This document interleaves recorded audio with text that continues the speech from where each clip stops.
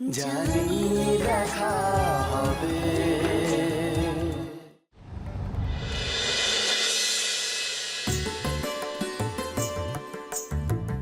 রিসেপশনে কি কি লাগবে, কে কি সাজবে, আমাদের সব প্ল্যান করা হয়ে গেছে। শুধু মনিমার থেকে পারমিশন নেওয়ার পালা। বাহ, বেশ তো। সব নিজেরা ঠিক করে ফেলেছো, আর আমাকে জানানোর প্রয়োজন মনে করোনি? না আসলে দিদি ছোটদের সব দায়িত্ব দিয়েছিল, তাই ওরা সব করেছে। হ্যাঁ তো ওরা, আমি কি এমন বড় গো? হ্যাঁ মেঘনা, তোমরা কি সব ভেবেছো টেবেছো?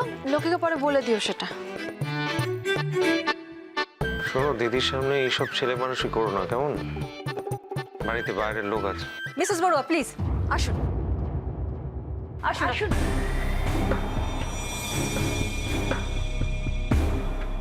আন্টি, মোহন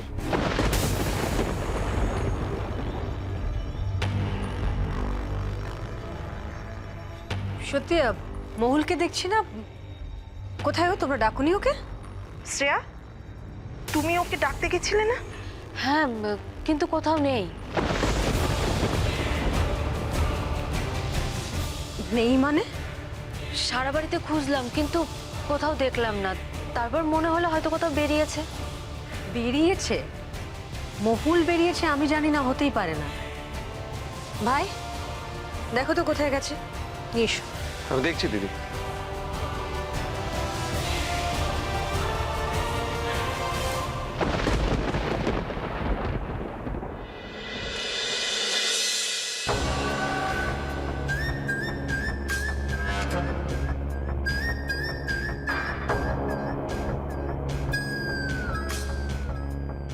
চাকর বাকরের মতো খাটাই আমার বরটাকে।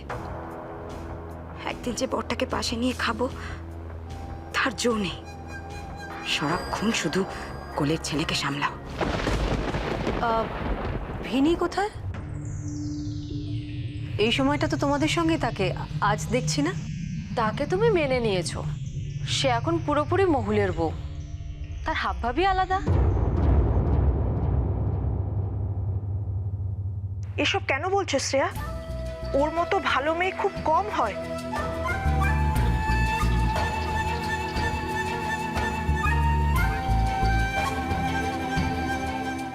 তা বেশ, তোমার ভালো মেয়ে কোথায় আত্রি?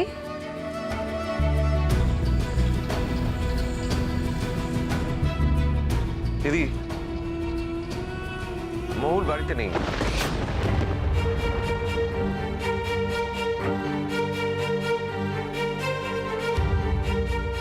নেই মানে?